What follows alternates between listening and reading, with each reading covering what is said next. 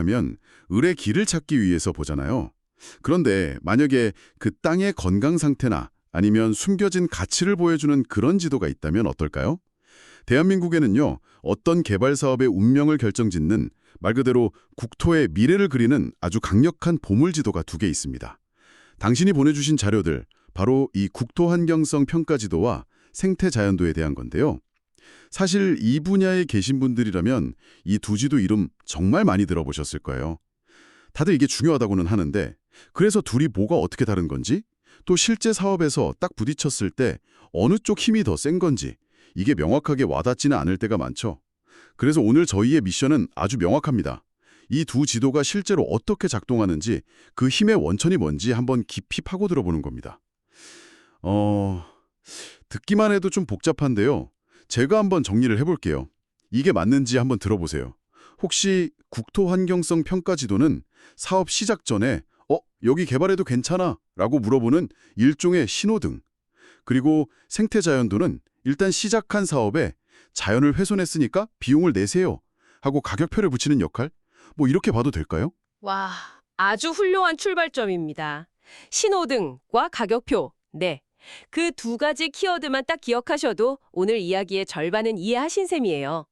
국토환경성 평가지도는 계획의 첫 단추를 끼울 때 가도 좋다, 멈춰라를 결정하는 강력한 신호등 역할을 하고요. 아, 신호등. 네.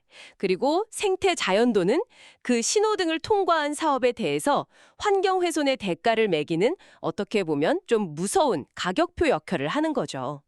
둘은 서로를 보완하면서 국토의 지속 가능성을 지키는 뭐랄까 투톱인 셈입니다. 좋습니다. 그럼 그 첫 번째 관문, 신호등 역할을 한다는 국토환경성 평가지도부터 한번 제대로 들여다보죠. 이름부터가 국토랑 환경성을 평가한다니 뭔가 모든 걸 다 종합해서 보겠다는 그런 의지가 느껴지네요. 정확합니다. 이 지도의 핵심 철학은 바로 통합이에요. 환경정책 기본법에 근거해서 국토계획이랑 환경계획이 따로 놀지 않도록 하나의 과학적인 근거를 만들자, 이런 취지로 탄생했거든요. 전 국토를 대상으로 법적인 규제, 그리고 땅 자체가 가진 생태적인 가치, 이 2가지를 종합해서 1등급부터 5등급까지 매깁니다. 아, 등급을 매기는군요. 네, 한국환경연구원 KEI에서 이 방대한 작업을 관리하고 있습니다. 법적 규제랑 생태적 가치를 합쳤다는 게 굉장히 흥미로운데요. 그럼 평가 항목이 정말 많겠어요? 네, 상상 이상으로 많습니다. 크게 2갈래로 나뉘는데요. 첫 번째는 법제적 평가입니다. 법제적 평가요? 네, 개발 제한 구역, 상수원 보호 구역처럼 이미 여러 법률에서 여기는 꼭 지켜야 한다고 못 박아놓은 곳들이죠. 이런 항목만 해도 무려 몇 개나 되는데요? 62개에 달합니다. 와, 62개요? 웬만한 법적 보호구역은 그냥 다 들어갔다고 봐도 되겠네요. 그렇죠. 그리고 나머지 1갈래가 바로 땅의 본질적인 가치를 보는 환경 생태적 평가입니다. 법으로는 정해져 있지 않지만 생태적으로 아주 중요한 곳들을 평가하는 거죠. 아, 생물 다양성은 어떤지, 또 인간의 간섭이 얼마나 적은지, 뭐 희귀한 지용이나 동식물이 있는지, 이런 8개 부문을 과학적으로 분석합니다. 그래서 이 수많은 항목들을 종합해서 등급을 매기는 거군요. 1등급이 가장 보전 가치가 높은 곳일 테고요. 맞습니다. 그런데 여기서 이 지도의 가장 강력하고 어떻게 보면 가장 무서운 평가 방식이 등장합니다. 바로 최소지표법이라는 건데요. 최소지표법이요? 그게 뭔가요? 이걸 환경계의 절대반지라고 생각하시면 좀 쉬울 것 같아요. 절대 반지요? 네. 수십 가지 평가 항목 중에 단 하나라도, 정말 단 하나라도 1등급, 즉 절대 보전 딱지가 붙잖아요? 그럼 다른 항목이 전부 개발 가능한 5등급이라도 아무 소용 없습니다. 그 땅은 무조건 최종 1등급이 되는 거죠. 와, 일종의 원 스트라이크 아웃 제도라고 보시면 돼요. 야, 이거 정말 강력하네요. 하나만 걸려도 바로 1등급이라니. 혹시 이것 때문에 좀 논란이 된 적은 없나요? 예를 들면 아주 좁은 지역에만 희귀식물이 사는데 그것 때문에 막 대규모 국책 사업이 발목 잡힌다거나 그런 경우요. 물론 그런 갈등은 항상 존재하죠. 그래서 이 지도가 더 중요해지는 겁니다. 과거에는 사업자가 일단 사업을 막 밀어붙이고 나중에 환경단체가 그걸 발견해서 싸우는 식이었다면요. 네네. 지금은 계획 단계에서부터 이 지도를 통해서 자, 여기는 과학적으로 절대 안 됩니다. 라는 근거를 제시할 수 있게 된 거죠. 물론 억울한 사례를 막기 위해서 이의 신청 절차도 마련되어 있습니다. 그렇군요. 그럼 각 등급이 개발 사업에서는 구체적으로 어떤 의미를 갖게 되나요? 1등급은 사실상 개발 불허일 것 같고요. 네, 1등급은 절대 회피 대상, 즉 개발 불허입니다. 2등급은 우선 보존 지역이라 원칙적으로는 피해야 하지만 국방이나 공익을 위한 예외적인 소규모 개발은 검토될 수 있고요. 예외는 있군요. 네. 그리고 3등급은 1, 2등급을 보호하기 위한 완충 지역이라 계획적인 개발이 가능하고 4등급은 친환경 개발 유도, 5등급은 이미 개발된 시가지 같은 곳이라서 체계적인 추가 개발이 권장됩니다. 이 모든 걸 평가하는 정밀도도 정말 놀랍더라고요.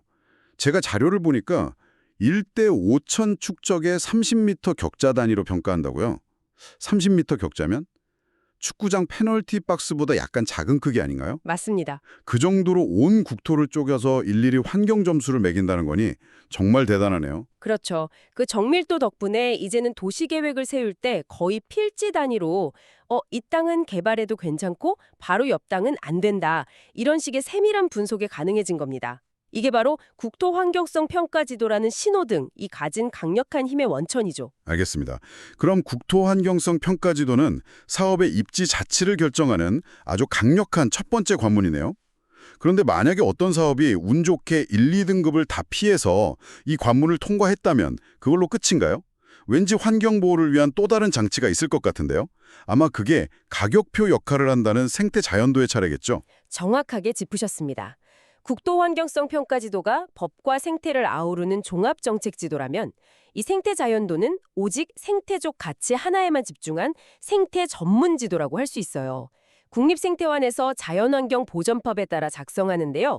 핵심은 철저하게 현장 조사 데이터에 기반한다는 점입니다. 현장 조사가 핵심이군요. 네, 멸종위기종이 어디에 사는지, 식생이 얼마나 우수한지를 직접 발로 뛰면서 조사한 결과물인 거죠. 등급 체계도 좀 다르다고 들었습니다. 네, 훨씬 단순합니다. 1등급, 2등급, 3등급, 그리고 별도 관리 지역 이렇게 나뉩니다. 1등급은 멸종위기종의 주된 서식지나 원시림처럼 생태계가 극도로 우수해서 반드시 지켜야 하는 곳이고요. 네.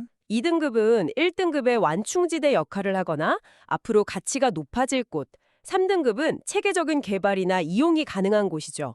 별도 관리 지역은 뭔가요? 혹시 국립공원 같은 곳을 말하는 건가요? 맞습니다. 국립공원이나 천연기념물 보호구역처럼 이미 다른 강력한 법으로 보호받고 있는 곳들을 따로 묶어놓은 겁니다. 중복 규제를 피하고 관리의 효율성을 높이기 위한 분류라고 보시면 돼요. 멸종위기종 서식지라는 개념이 참 인상 깊네요. 만약에 희귀한 새 한 마리가 발견되면 그 지점만 딱 찍어서 보호하는 건 아닐 것 같은데요? 바로 그 지점에서 이 지도의 아주 정밀한 보호 철학을 엿볼 수 있습니다. 예를 들어서 멸종위기 1급종이 한 지점에서 발견됐다고 해보죠. 네. 그러면 그 지점이 속한 250m 곱하기 250m 격자만 보호하는 게 아니에요. 그 주변을 빙 둘러싼 8개의 격자까지 포함해서 총 750m 곱하기 750m 구역 전체를 1등급으로 지정합니다. 750m 곱하기 750m요? 네. 와, 그게 어느 정도 넓인가요? 웬만한 아파트 단지 한두 개는 그냥 들어갈 만한 넓인데요. 그럼 희귀한 새 한 마리 때문에 그 정도 땅이 통째로 개발 금지가 될 수도 있다는 말씀이시네요. 그렇죠. 단순히 발견된 점만 보호하는 게 아니라 그 생물이 먹이를 구하고 번식하는 활동 반경까지 고려해서 충분한 공간을 하나의 생태 단위로 확보해 주는 겁니다. 점이 아닌 면으로 보호하는 개념이죠. 좋습니다. 그럼 이제 정말 궁금했던 부분으로 넘어가 보죠. 이 강력한 두 지도가 실제 개발 사업에서는 어떻게 작동하는지 구체적인 시나리오를 한번 그려봤으면 좋겠습니다. 예를 들어서 우리가 강원도 산지에 아주 멋진 친환경 리조트를 짓고 싶은 개발업자라고 상상해보죠. 가장 먼저 뭘 해야 할까요? 아주 좋은 질문입니다. 자, 우리가 개발업자라면 가장 먼저 국토 환경성 평가지도 웹사이트에 접속해서 사업 부지를 한번 그려봐야 합니다. 그런데 딱 그려봤더니 우리가 계획한 부지 한가운데 시뻘건 1등급 지역이 길게 뱀처럼 쫙 뻗어 있는 겁니다. 아마 백두대간 정맥의 일부일 가능성이 높죠. 그 원 스트라이크 아웃 제도에 딱 걸린 거네요. 그럼 그 땅은 그냥 포기하고 사업 계획을 처음부터 다시 짜야 하는 건가요? 네, 그 1등급 지역을 피해서 리조트 위치를 옮기거나 부지 모양을 바꾸는 등 사업 계획을 전면 수정해야 합니다. 그게 이 신호등의 첫 번째 힘이죠. 최근에는 이게 더 똑똑해져서 환경 입지 분석이라는 기능까지 생겼어요. 환경 입지 분석이요? 네, 사업 예정지를 딱 입력하면 환경 영향 평가에서 검토해야 할 151개 항목의 해당 여부를 자동으로 쫙 뽑아줍니다. 와, 151개 항목이요? 그럼 사업자 입장에서는 우리 부지 근처에는 대기오염 측정망이 있고 멸종 위기종 출현 기록이 있으니까 이 부분을 집중적으로 대비해야겠구나 하고 미리 알 수 있겠네요. 바로 그겁니다. 사업의 불확실성을 줄여주고 나중에 환경부랑 협의할 때 딴소리 못하게 객관적인 데이터를 미리 제공하는 거죠. 자, 그렇게 우여곡절 끝에 1, 2등급 지역을 모두 피해서 사업 계획을 확정했습니다. 이제 신호등은 통과했어요. 그럼 끝일까요? 아니죠. 이제 가격표가 등장할 차례죠. 생태 자연도를 봐야겠네요. 맞습니다. 우리 리조트 부지가 다행히 생태 자연도 1등급은 피했지만 일부가 2등급 권역에 나머지는 3등급 권역에 걸쳐 있다고 해보죠. 여기서 바로 생태계 보전 부담금이라는 제도가 작동합니다. 이름만 들어도 사업자들이 바짝 긴장할 것 같은데요? 그렇죠. 자연을 훼손한 만큼 사업자에게 돈을 부과해서 그 돈으로 다른 곳의 생태계를 복원하는 원인자 부담 원칙의 제도입니다. 부담금은 훼손 면적 곱하기 단위당 부과금액 곱하기 지역 개수로 계산하는데요. 여기서 핵심이 바로 생태 자연도 등급에 따라 달라지는 지역 개수입니다. 지역 개수요. 등급마다 그게 어떻게 다른가요? 3등급 권역은 개수가 2, 2등급 권역은 3, 1등급 권역은 4가 적용됩니다. 그리고 아까 말씀드린 별도 관리 지역, 즉 국립공원 같은 곳은 무려 5의 개수가 붙습니다. 잠깐만요. 그럼 똑같이 1만 제곱미터를 개발하더라도 그 땅이 3등급이면 개수 2를 곱하지만 만약에 별도 관리 지역이었다면 개수 5를 곱해서 2.5배나 더 많은 부담금을 내야 하는 거네요. 정확합니다. 생태적으로 우수한 땅을 건드릴수록 내야 할 돈이 기하급수적으로 늘어나는 구조인 거죠. 법으로 하지 말아라고 막는 신호등과는 또 다른 차원입니다. 개발업자 스스로 저기는 너무 비싸서 안 되겠다. 피해서 짓는 게 남는 장사다. 라고 생각하게 만드는 아주 강력한 경제적 장치인 셈이죠. 이제야 전체 그림이 완벽하게 그려지네요. 국토 환경성 평가 지도는 개발 절대 불가라는 레드카드를 꺼내는 심판이라면 생태자연도는 옐로우 카드를 주면서 계속하려면 이만큼의 페널티, 즉 부담금을 감수해라 꼭 경고하는 거군요. 역할이 명확하게 가르네요, 정말. 바로 그겁니다. 하나는 계획 단계에서 입지를 걸러내고 다른 하나는 경제적 부담으로 개발의 강도와 위치를 조절하는 거죠. 그럼 이 두 지도를 통합해서 더 강력하게 만들려는 노력도 당연히 있겠네요. 그렇습니다. 과거에는 국토교통부의 국토계획이랑 환경부의 환경계획이 따로따로 만들어져서 충돌하는 경우가 많았거든요. 그랬겠네요. 그래서 국토계획 및 환경계획의 통합관리에 관한 공동훈령이라는 걸 만들어서 두 부처의 계획을 연동시키고 있습니다. 이 과정에서 두 지도가 아주 중요한 역할을 합니다. 국토부의 보전용지와 환경부의 핵심 보전구역을 일치시키는 뭐랄까 공통의 언어이자 데이터베이스가 되는 것이죠. 물론 이런 훌륭한 시스템에도 한계점은 있겠죠. 모든 게 완벽할 수는 없으니까요. 가장 큰 문제는 데이터의 시차입니다. 예를 들어 생태자연도에 기반이 되는 전국자연환경조사는 5년 주기이다 보니까 지도에 반영되기까지 시간이 좀 걸려요. 5년이나요? 네, 그 사이에 어떤 곳은 이미 개발이 진행됐을 수도 있고 반대로 숲이 더 우거졌을 수도 있는데 지도가 현실을 못 따라가는 경우가 생기죠. 또 두 시스템이 한국환경연구원이랑 국립생태원 이렇게 서로 다른 기관에서 관리되다 보니 데이터를 실시간으로 연계하고 국민들이 더 쉽게 접근하게 만드는 데에는 아직 과제가 좀 남아 있습니다. 그렇군요.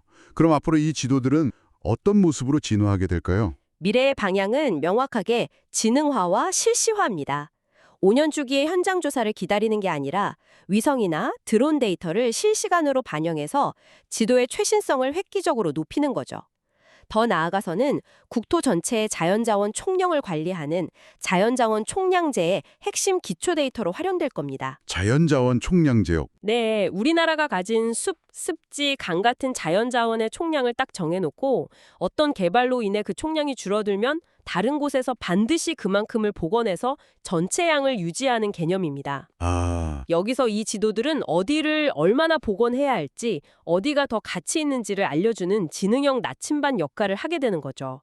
단순히 개발을 막는 규제 지도를 넘어서 국토의 생태적 건강성과 회복력을 적극적으로 관리하는 도구로 진화하는 겁니다. 오늘 당신이 보내주신 자료들을 통해서 대한민국의 국토를 지키는 두 개의 주요한 지도를 정말 깊이 들여다봤습니다. 정리를 한번 해보면 국토 환경성 평가 지도는 사업의 입지를 결정하는 강력한 신호등이자 법과 생태를 아우르는 고해상도의 정책 기획 지도다. 이렇게 볼 수 있겠네요. 그리고 생태 자연도는 그 신호등을 통과한 사업에 환경 훼손의 대가를 매기는 가격표이자 강력한 경제적 규제를 동반하는 생태 전문 지도라고 정리할 수 있겠습니다. 서로 다른 길을 가는 듯 보이지만 결국 보전 가치가 높은 곳을 지켜낸다는 하나의 목표를 향해 가는 상호 보완적인 파트너인 셈이죠. 네, 이 지도들은 기후 위기 시대에 우리가 가진 이 한정된 국토의 가치를 어떻게 과학적으로 지켜낼 것인가에 대한 아주 현명한 답안지가 되어주고 있는 것 같습니다. 마지막으로 당신께 생각해 볼 점을 하나 던져드리고 싶네요. 이 지도들은 법과 경자라는 인간의 시스템 안에서 자연을 보호하기 위해 땅의 등급을 매깁니다. 그렇다면 만약 당신이 당신의 동네나 혹은 사랑하는 장소의 개인적인 생태 지도를 만든다면 당신의 1등급 절대 보전 지역은 어디일까요?